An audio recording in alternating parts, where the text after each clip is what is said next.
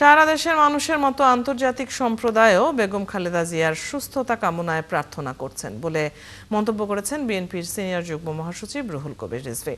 বুধবার সকালে রাজধানীর নয়াপল্টনে বিএনপির কেন্দ্রীয় কার্যালয়ে এক সংবাদ সম্মেলনে তিনি আরও বলেন, জাতীয় ঐক্যের প্রতীক খালেদা জিয়াকে নানা নির্যাতন করেও সিদ্ধান্ত থেকে টলানো যায়নি। আগামীকাল বেগম খালেদা জিয়ার সুস্থতা কামনা করে দেশের প্রতিটি মসজিদে দোয়া ও মোনাজাত হবে বলেও জানান তিনি।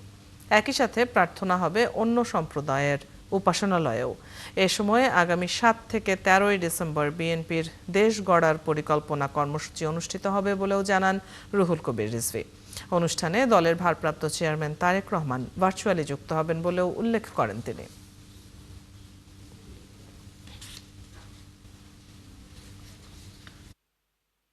দেশ গড়ার পরিকল্পনার এই কর্মসূচিটি বাস্তবায়নের জন্য আমাদের যে কর্মপদ্ধতিটি ঠিক করা হয়েছে, অর্থাৎ এখানে জাতীয়তাবাদী ছাত্র দল, যুব দল, কৃষক দল, স্বেচ্ছাসেবক দল এবং ওলামা দল, এদের প্রতি জেলা থেকে 5 জন করে শীর্ষ পর্যায়ের প্রতিনিধি উপস্থিত থাকবেন।